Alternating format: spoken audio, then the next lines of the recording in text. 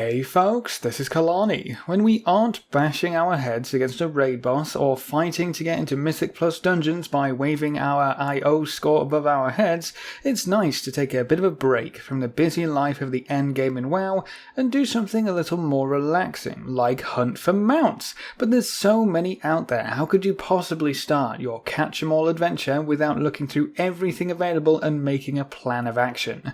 Well, I've got a little list in my hands here of the top 15 flying mounts that are still available in World of Warcraft. So whether you've been away from the game for 5 years and no matter what class you're currently playing, you should be able to pick up every single mount on this list and be the envy of any and all who walk by you while you're AFKing in Desert Allure or Dalaran or wherever else cool mount people AFK these days. Let's jump right in with number 15, the Smouldering Ember Worm. This is a model that I bet a lot of people wish they could get their hands on back in the Burning Crusade when Karazhan first released, but the Mega Dungeon version that was introduced in Legion actually allowed you to carry away Nightbane's corpse and use it as a mount. It's a pretty unique model, and I think it's the only undead dragon with so many particle effects. The smoke billowing out, the orange ooze flowing freely, and of course the fire. If you want to get your hands on this mount, you need to hop into the Legion Karazhan dungeon and complete the speedrun. Collect each crystal before your buff runs out and then get back to where Nightborn spawns so you can summon him. If you need more help getting this mount, you can find a link in the comments section below. At number 14 we have Invincible, the highly coveted skeleton mount of Arthas Menethil. It's been a while since we knocked the Lich King off his throne and replaced him with someone a little broodier, if that's possible, but you can still go back into Icecrown Citadel to take down the Lich King over and over and over and over again to try pick up one of the coolest horse mounts in the game right now. It's especially awesome if you're playing a Death Knight, and if you are, let's be honest, this is a must-have mount for you guys and gals. Sadly, it is a boss drop from Heroic Mode and Lich King only, which means it has a terrible drop rate, but if you get enough alts leveled up, you can farm the Lich King until your eyes bleed. At 13 we have the Ironbound Protodrake. When the Protodrakes were first introduced in Wrath of the Lich King, some of them were a little bland, the usual colours of the Dragonflights, but not the Ironbound Protodrake. This chap is all clad in armour and looks fantastic because of it. This is by far my favourite Protodrake colour or skin, which is why it made the list. The Rusted Protodrake is kind of cool too, but I love the fresh feel of the Titan Ironbound Protodrake. It just seems to work better in my opinion. This mount is also super easy to get. You just need to work your way through the glory of the Ulduar Raider achievement, which is fully soloable at this point in the game. At number 12 we have a bit of a pricey one, the LIGHTFORGED Warframe. You couldn't really ask for a shinier mount now, could you? If you're playing a paladin or a priest, this mount is almost a must-have, but everyone else can pick it up too if you just like to look at sparkly mounts. It might be a little out of place now that we've left the Legion and the Vindicar behind, but this light-powered war machine still crops up now and then. But anyone who started playing during Battle of Azeroth probably didn't know you can actually get them as a mount. All you have to do is grind your way to Exalted with the Army of the Light on Argus, and then fork over 500,000 gold. Talk about ouch, but you're buying one of the coolest mounts in the game, so at least it's got that going for it. If you don't want to cash out your WoW savings, number 11 is another Warframe type mount that won't cost you a dime, but it might cost you quite a bit of time. The G.M.O.D has quite a bit of sparkle to it, but for a very different reason when compared to the LIGHTFORGED Warframe.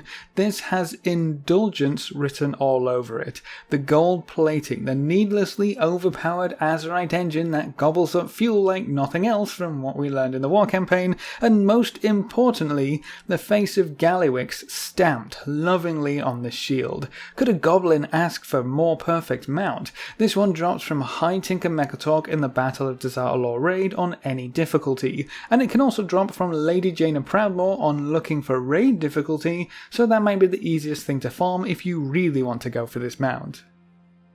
At number 10, we're taking a bit of a different approach. Now, some of you might think this is a ground mount, and it works perfectly well as a ground mount now that you mention it, but it does in fact have wings, and is therefore a flying mount which I can squeeze into this list. The ARCANISTS MANASABER might be the coolest looking cat mount we have in the game at the moment. The colours and the design just work so well, and it's a cat mount that you can get on both the Horde and the Alliance. To snatch up this cool little kitty, you need to go through the Suramar quest lines in Legion and kill the last boss in the Nighthold. You can do it all on your own at this point, but it might take you a little bit of time, but at least it's a guaranteed mount at the end. At number 9, we've got some cheeky parrots. My favourite is SHARKBAIT because the red coloration of the parrot is just so classic, but there is a green variation as well. Who wouldn't love to ride around on a peg-legged parrot? It's a must-have for anyone still role-playing as a pirate on their outlaw rogues from Legion, and SHARKBAIT comes from the Freehold dungeon on Mythic difficulty. It's a low drop rate, so the only way to work towards it is to keep clearing Mythic Freehold each week. It won't drop in Mythic Plus, so keep that in mind. The green coloured parrot is SQUAWKS, and that one comes from Island Expedition, so good luck on that one. Spam islands until it drops. That's kind of the only thing you can do for that one. So neither of them are particularly easy to get, but that's going to make it all the sweeter when one finally drops. At number 8, we have the LEYFEATHER Hippogryph. This is by far my favourite Hippogryph mount in the game. The colours work beautifully, and it has the newer looking Hippogryph model when compared to some of the earlier mounts. I remember when we first saw this mount at the start of Legion, we crushed those dungeons so we could get this one ASAP. If I was playing a Night Elf, this would probably be my most used mount, and it's not too hard to get your hands on either. This mount is a reward from the Glory of the Legion Hero achievement. You need to finish all of the heroic dungeons in Legion and complete the various achievements in each dungeon. These are usually fairly hard at the start of an expansion, but get easier as time goes on. You can probably solo the entire thing at this point if you're decently geared, but it also shouldn't be too hard to set up a group for. I'll give you a link in the comments section with more info on this one. Down to number 7, we have the Clutch of G.M.O.D. This is a really cool looking mount, but not because it's super vibrant or because it has some awesome armour. This one is actually a bit more rustic and rugged, and it's also a fairly rare mount. This one comes from a boss which looks exactly like the mount, and it's where the mount gets its name. You'll have to work your way through the Throne of Thunder and kill G.M.O.D to try claim this mount as your own, but as per usual with boss drops, it's a very low drop chance. Better get that whole army leveled and ready to farm mounts. Clocking in at number 6, we have the Ashes of ALAR. This is practically a classic mount at this point in the game. Everyone knows about it, most people want to get their hands on it, and it's still eluding some folks even to this day. Over 10 years of farming and some players still haven't seen this mount, but don't let that put you off. This was actually one of my first special mounts when I started up on North American Realms. I was clearing Tempest Keep with my wife and she actually won the role on the mount, but gave it to me anyway because I left everything else behind on EU servers. So it definitely holds a special place in my mount collection. If you want to ride through the sky, leaving glowing trails behind you, it's fairly easy to clear out the Tempest Keep raid these days. All you need is a little bit of time and a lot of patience. You'll get it eventually, and then you'll be the envy of every player back in the Burning Crusade. At number 5, we have the TWILIGHT Harbinger. I love dragon mounts, and they're some of the best done mounts in the game, and the TWILIGHT Harbinger model was one of the first times the Drake model was significantly upgraded. This mount is modelled after the aspects more than a standard dragon. You have the large crowning horns and a different shape head. It works incredibly well, and this is still by far one of my favourite dragon mounts in the game. You can get 2 other colours in the Blazing Drake and the Lifebinder's Handmaiden mounts if you prefer the look of those. Those 2 come from Deathwing as a random drop. The Blazing Drake is from normal and heroic, and the Handmaiden is from heroic only. Random drops means bad drop rates, but the TWILIGHT Harbinger is much easier to obtain. That comes from the Glory of the Dragon Soul Raider achievement, and once again I'll give you a link in the comments section so you can go through that at your own leisure. At number 4, we have another classic, the NETHERWING Drakes. My personal favourite is the Purple Drake, but there are so many colours available for this one mount model that you can swap colours almost every day of the week. As one of the first flying mounts widely available to players, this one also holds a special place in a lot of people's collections. I still remember flying around desperately looking for eggs to finish off my rep grind. It's really interesting when you look back that you couldn't even start the progress for your NETHERWING Drakes if you couldn't already fly. I wonder if we'll see see similar areas introduced into the game again in the future. If you missed the Nether Drakes, you can start the rep grind over in Shadowmoon Valley in Outlands. I'll give you a link in the comments for this one as well. We're down to my top 3, and up next is the Thundering Onyx Cloud Serpent.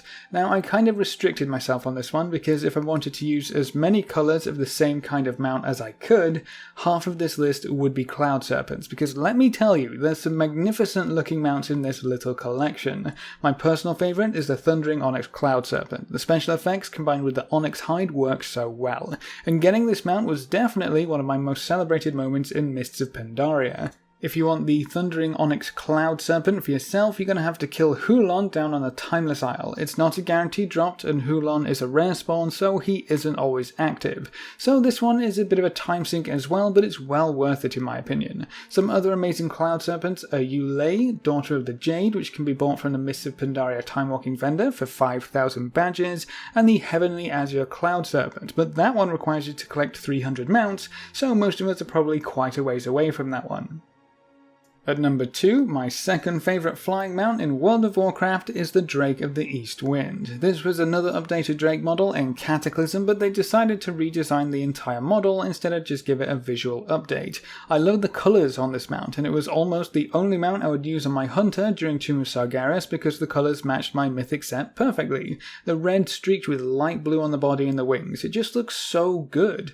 As per usual, there are a few other colours of this mount, but this one is my favourite, and it's one of the easiest ones to obtain nowadays. This mount is a reward from the Glory of the Cataclysm Raider achievement, so just run through some raids, do some achievements, and boom. One of the best looking flying mounts in the game delivered right into your lap. I hope we get to see some more dragon models going forward, especially if the Dragon Isles ends up being a new location in one of the new expansions.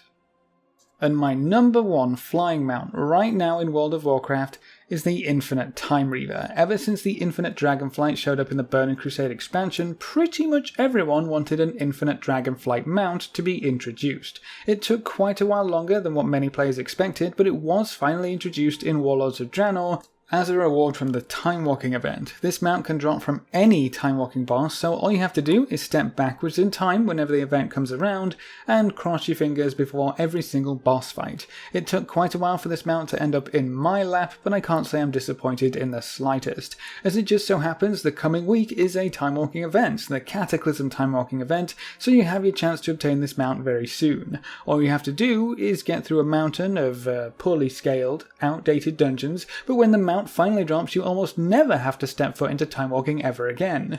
Just get enough badges for the Green Cloud Serpent too, and enough for the new Warlord's Timewalking mounts. Actually, I guess most of the Timewalking badge mounts are cool, so at least you'll have somewhere to spend your badges, and think of all the badges you'll earn while grinding for the Timereaver.